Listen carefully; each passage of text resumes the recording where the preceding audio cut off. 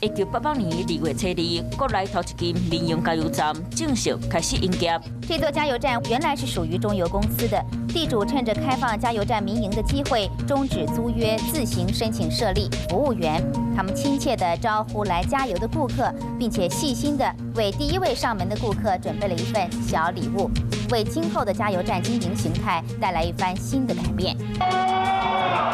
1989年，立法院通过第一届资深中央民意代表主管体制条例后，2月初2， 87岁资深立委裴俊焕先宣布主管体制。因为我年纪大了嘛，